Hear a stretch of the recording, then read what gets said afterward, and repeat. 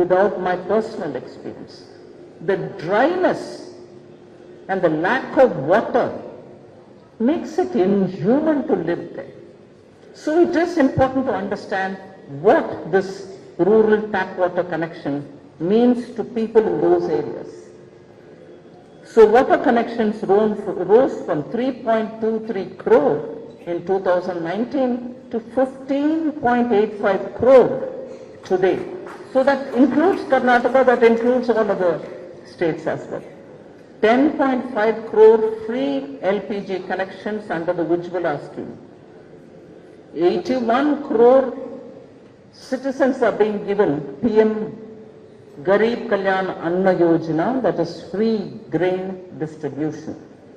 And then for the various schemes, we are now taking approach of saturation.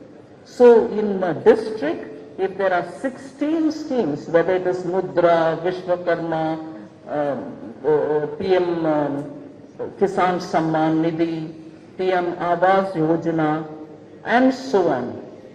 Those 16 schemes, we are now in a phase where they are saying there should not be one eligible person who have not received it. Saturation is what we are working. So literally everybody is getting covered. So with all this, I want to highlight three things which are actually in global standards and measure a revolution. I'm not saying that it is a revolution.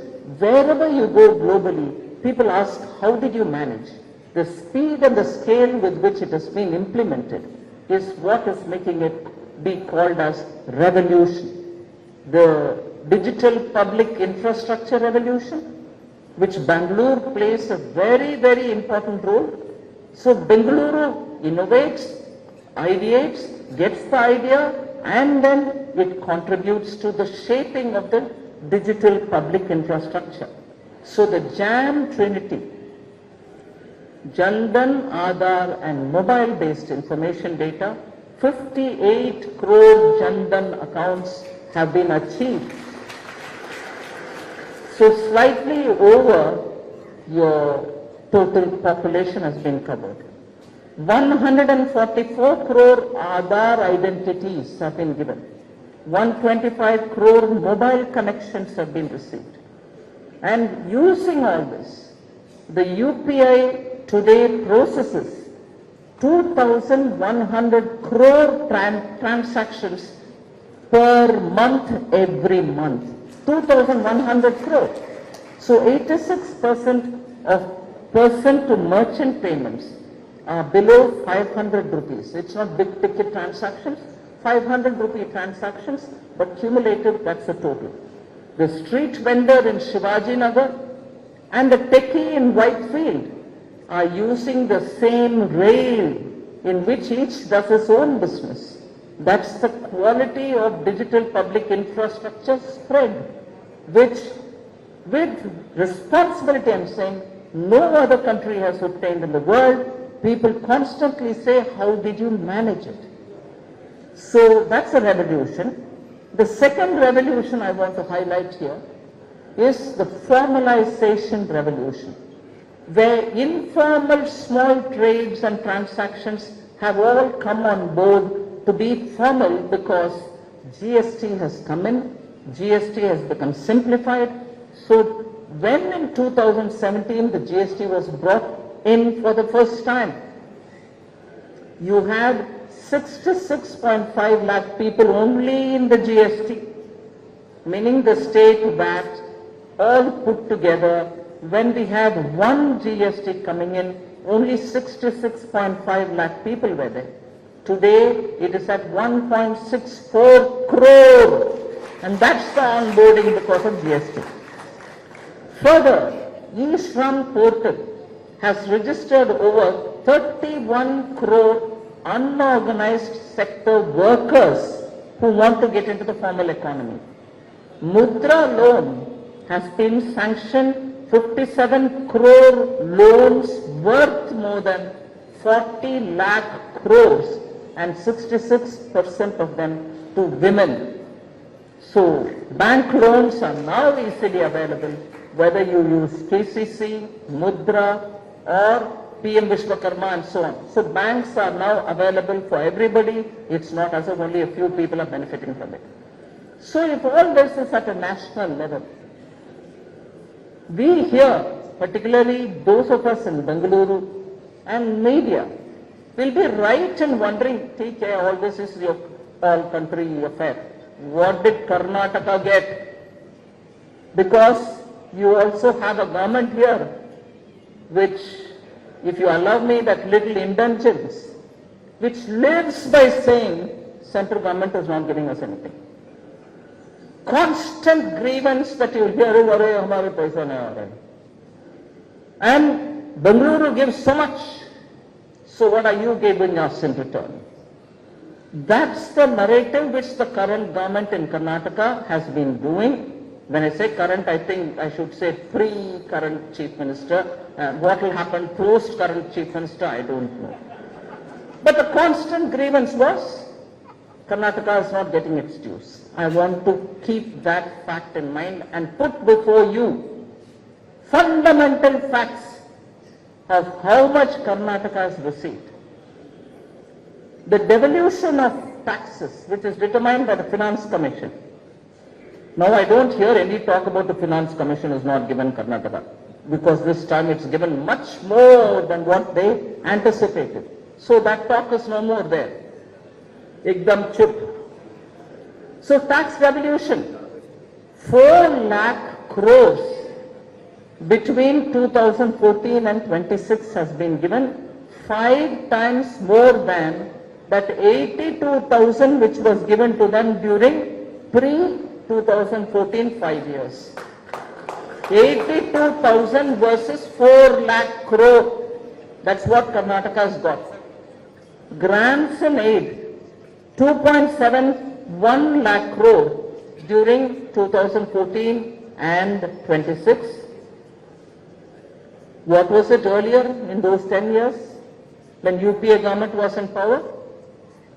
60,000 crores.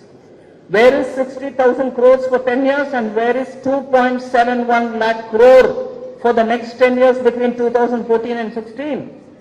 So facts be on the table.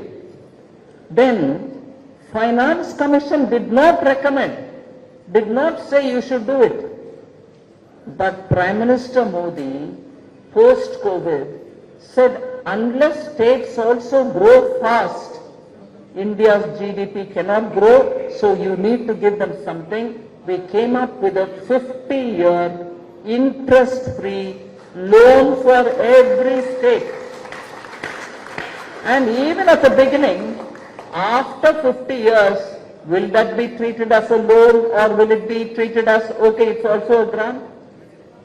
How much did Karnataka receive under that? More than 18,000 crore has been given from 2021 till today. In a matter of 5 years, 18,000 crores.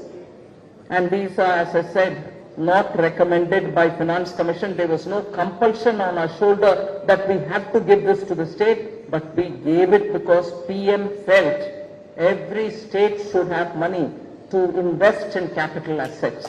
And that's why that is important. And also Karnataka's budgeted devolution for the current year, 1st April 26 to 31st March 27, just that devolution, money from tax collection which comes to Karnataka, 63,000 crore in the current financial year.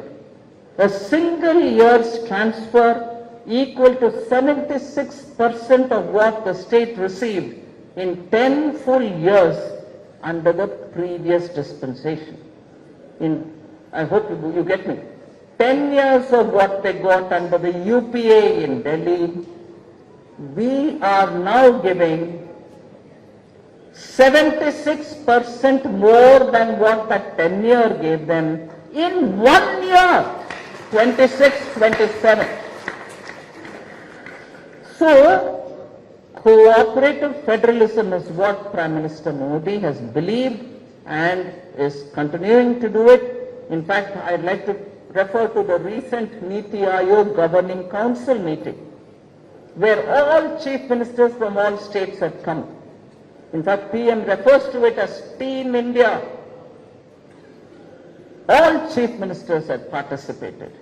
In that too, Prime Minister's address was clearly that center-state cooperative federalism will be the spirit, and we expect the states also to make sure they contribute to India's Viksit Bharat mission.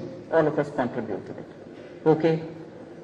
Money under tax, money under what Finance Commission is asked to give. I'll say a few words on Karnataka's economic geography as to how it is being improved. MP Tejasvi Surya spoke about, metro, earlier it was only this much kilometers, now this much kilometers. I'll just go point by point so that all of us, a discerning audience before me, gets the facts in hand. 8,100 kilometers of national highway has been constructed in Karnataka. With over 2,000 kilometers of corridors approved under the Bharat Mala Phase 1 at a cost of 63,000 crores. It's come to Karnataka. The Bengaluru-Chennai Expressway, the Bengaluru Ring Road, and the Sholapur-Kurnool-Chennai corridor are all reshaping the logistics map of this state. You're going to have hectic activity with these corridors all in place. Okay, if this is about the road, what about the railways? Railways allocation in the budget, because there's no separate railway budget now, there's no separate otherwise budget, all of them are in one. The budget for budgetary allocation for railways has grown 9 times compared to the UPA time, compared to Modi ji's time.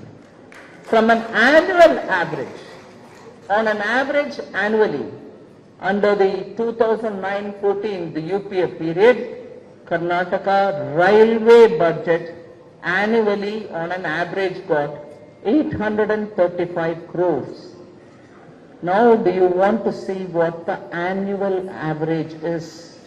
I take the example of 26-27, that year, the current year. 835 annual average crores. 7,700 crores annual average now under Prime Minister Modi, and that's the figure for this year also. So, since 2014, 1,650 kilometers of new railway tracks have been laid in Karnataka. How much? 1,650 kilometers new tracks. 3,200 kilometers of railway tracks in Karnataka are electrified. Diesel, no diesel, the trains will run around, say, without disruption. Totally Karnataka's rail network, 96.5% have been electrified already. So you're not having any one patch which is saying, oh no, we have not got electrified. No, 96.5 is done. And how many Vande Bharat trains have come to Karnataka? 10 railway Vande Bharat have been introduced in Karnataka. If I know, I have had a recent discussion with the rail minister, more are on the cards. Okay, that's about road was over, rail is over. Now I'm coming to the airports. Bengaluru's Terminal 2 is a class of its own. People are just looking and admiring. Is that not a contribution made to Karnataka? It stands out. Globally, people talk about this airport Terminal 2 as the standard to achieve. Other than that, 7 Udan airports have become operational in Karnataka. Greenfield airports have been approved for Vijayapura and Hassan, opening both North Karnataka and Malnad region to the skies. Chennai-Bengaluru Industrial Corridor with a node in Tumkuru, which is the first node in a corridor, industrial corridor, anywhere in South India. So you don't even need to compare. The first thing, if it happens in the south, it's happening here, and Tumkuru is the first such thing. What's the spread of the area? 8,500 acres. The state has cooperated, understood the importance of this, and given that kind of an extent of land. In phase A, 7,000 crore is getting invested. So immediately, that's the kind of money which is coming to Tumkur for the development of that node. You also have heard about the PM Mitra Mega Textile Park in Gulbarga, Kalburgi. IIT Dharwad has been dedicated to the nation already. And this is a surprise even to me, but I would have thought Rajasthan, I would have thought Gujarat, I would have thought somewhere in Tamil Nadu. You see solar parks, renewable energy attempt of the country so that we really multiply our capacities. Karnataka is soon to become a powerhouse of India's green transition. And how? 4.5 gigawatts of renewable power is going to come from Koppal and Gadak. Koppal and Gadak alone will contribute 4.5 gigawatts of renewable energy. The government approved interstate transmission system. It's a scheme to evacuate 4.5 gigawatts of renewable power from these two regions, and the cost here is 1,354 crore. It will be completed by June 2027. So Karnataka will be a powerhouse from then in renewable energy. Then of course, therefore, all of us can imagine whether it is textile park in the north, from Hubli's platforms to Hassan's runway airport. This is development with a pan-Karnataka footprint. We are not confining ourselves to any one pocket within Karnataka. Now, I at the beginning said development, revolution, digital, all that. Did we forget the common citizen? No, we have not. I'd like to highlight how 2 crore Jan Dhan accounts were opened in Karnataka, 3.5 lakh crores in Mudra loans just in Karnataka. Mudra loans largely also concentrated in MSME pockets, whether it's Pinia or Sirsi. 1.9 crore Ayushman cards, 5 lakh rupees is health cover, 4 crore beneficiaries on free food grains, Garib Kalyan Anna Yojana, 43 lakh or more farmers receiving Kisan credit card, and also 31.7 lakh Kisan credit cards are issued already over and above this. Jal Jeevan Mission, 87 lakh rural households of Karnataka have piped water now, 41 lakh Ujjwala LPG connections, 1.67 crore enrollments in PM Jeevan Jyoti Bima Yojana insurance cover, and in that 2.60 crore enrollments under PM Suraksha Bima Yojana, 49 lakh enrollments in Atal Pension Yojana, 6 lakh street vendors have been supported by PM Swanidhi loans. This morning, PC Mohan, also an MP from Bengaluru, took me to some of the street vendors who want to get the benefit of Swanidhi, have taken applications from them as well. We will cover all of them. 1,610 Jan Ayush Aushadhi Kendras. I remember briefly these kendras were shut because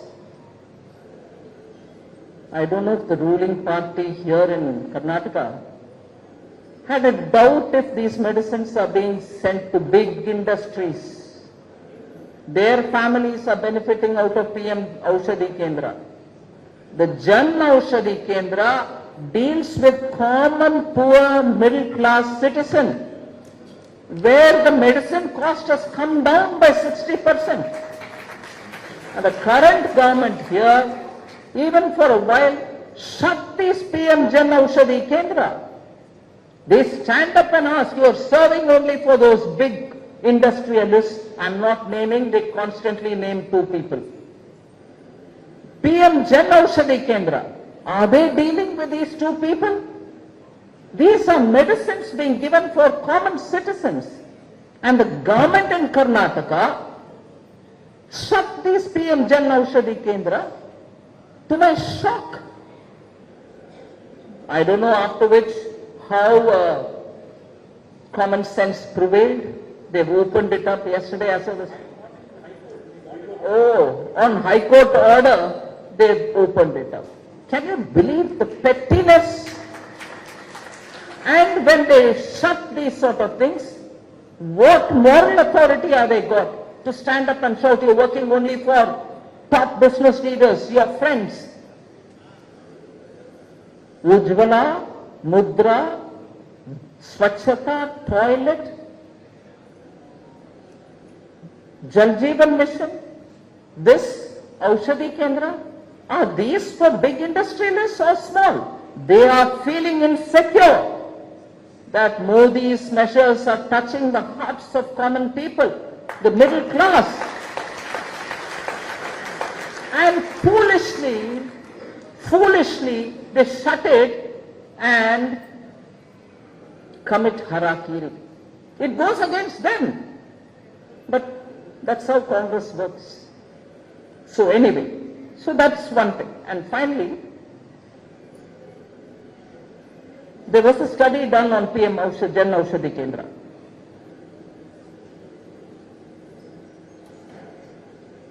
Nearly 40,000 crore of medicine cost has been saved for families altogether in the country who use Jan Aushadhi Kendra. That's the impact it has on families. Now, another voice which keeps coming, are we taking care of the middle class? I would like to highlight a few middle class empowering stories. Just on taxation, in 2014, 2.5 lakh is up to what income tax exemption was given. If you earned up to 2.5 lakh, you didn't have to pay any tax. But today, earn up to 12.75 lakh, you don't have to pay an income tax. This kind of a rapid change in the income exemption limit has never happened in the history of India. It has happened because of Prime Minister Modi.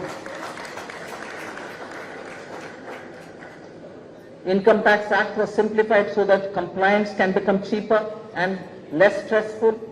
GST rationalization has caused consumption boost in this country, and the simplification of complying with the GST for those companies and MSMEs. On health, out-of-pocket expenditure has fallen from 62% to 39% only now. In India's medical colleges have been more than doubled. AIMS has nearly tripled. 47 crore telemedicine consultations are happening, and they reach village homes. Maternal mortality has fallen from 130 per lakh live births to 88 per lakh live births. Malaria deaths have come down nearly by 80%. So those are very important indicators of how we are not just doing digital revolution, not building infrastructure alone, for taking care of the welfare of people. 23 lakh direct jobs have been created because of 2.23 lakh recognized startups. I'm standing in Bengaluru, startup hub of the world, and I'm telling you this. Home loan interests have also come down, 9.5 to and 10.5 was the number a decade ago. Today it has come down to 7.35 and in some cases to 8.75. So all this to showcase that in the 12 years we have just not done only infrastructure or digital revolution, we have taken care of common people's need, middle class's need. So what is the sankalpa we have to take today? I come to the end of my address. The sankalpa we need is to make sure we have only 21 years to 2047. 2047, when you say it, sounds far off. We have only 21 years. We need to have better innovation. India's innovation capital is here, and Karnataka has first aerospace revolution, defense corridor, and biotech leadership. So I think our resolve cannot be just to leave it to the government alone. We have to commit so that Sabka Prayas, Sabka Vishwas takes India to that 2047 which all of us want. I wouldn't want to highlight any further. Demographic dividend, development dividend are all with us. Karnataka is rich in intellectual capability. You are effective in mobilizing human resources.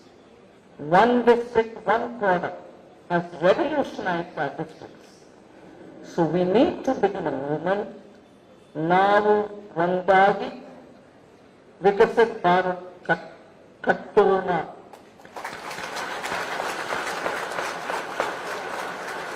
Let us together build Viksit Bharat. Thank you for having me here. Jai Hind, Jai Karnataka.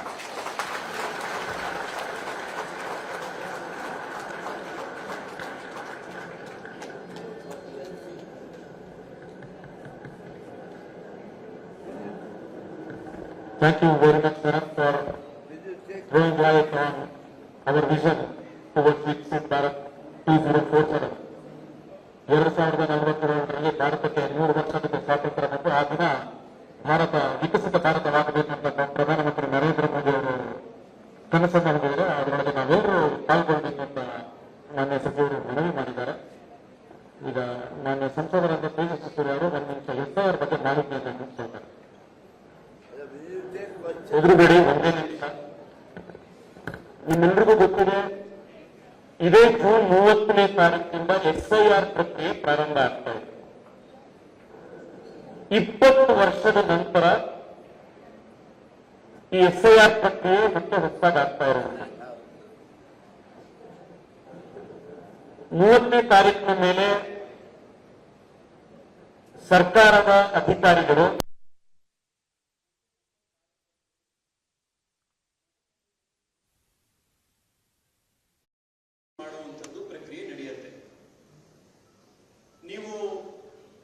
Shift ಆಗಿದ್ರೆ, ಬೇರೆ ಕಡೆ ಮನೆಗೆ ಹೋಗಿದ್ರೆ, ಮನೆಯಲ್ಲಿ ಈಗ ಯಾರೋ ಇಲ್ಲ ಅನ್ನೋದಾದ್ರೆ, ಈ ಎಲ್ಲಾ ಪ್ರಕ್ರಿಯೆಯನ್ನು ಮಾಡಿಕೊಂಡು ವೋಟರ್ ಲಿಸ್ಟ್ ಅನ್ನು ಫುಲ್ ಪ್ರೂಫ್ ಮಾಡ್ಕೊಳ್ಳಕ್ಕೆ ನಮಗಿರುವಂತ ಒಂದು ಆಪರ್ಚುನಿಟಿ.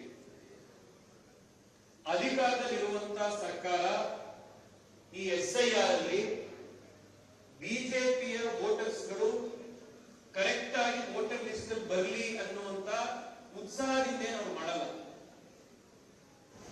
ಬಿಜೆಪಿ ಅವರು ಮಿಸ್ ಆದ್ರೆ ಪರವಾಗಿಲ್ಲ ಅನ್ನುವಂತಾನೆ SIR ಮಾಡಕ್ ಹೋಗ್ತಾರೆ. ಹಾಗಿರ್ಬೇಕಾದಾಗ ಬಿಜೆಪಿಯ ಪ್ರತಿಯೊಬ್ಬ ಮತದಾರರು ಕೂಡ ನಮ್ಮ ವೋಟು ಯಾವ ಕಾರಣಕ್ಕೂ ವೋಟರ್ ಲಿಸ್ಟ್ ಅಲ್ಲಿ ಮಿಸ್ ಆಗಬಾರದು ಅನ್ನೋ ರೀತಿ SIR ಪ್ರಕ್ರಿಯೆಯಲ್ಲಿ ಭಾಗವಹಿಸಬೇಕು. ದಯವಿಟ್ಟು ಈ 1 ತಿಂಗಳು ನಡೆಯುವಂತ SIR ಪ್ರಕ್ರಿಯೆಯಲ್ಲಿ ಎಲ್ಲರೂ ಆಕ್ಟಿವ್ ಆಗಿ ಭಾಗವಹಿಸಿ ಅಂತ ಹೇಳಿ ನಿಮ್ಮೆಲ್ಲರೂ ಮನವಿ ಮಾಡ್ತಾ ಇದ್ದೀನಿ. ನಮಸ್ಕಾರ. ಧನ್ಯವಾದಗಳು sir. Madam, amongst us we have Zainagar Traders Association. They want to thank you for giving the emergency credit line. MSME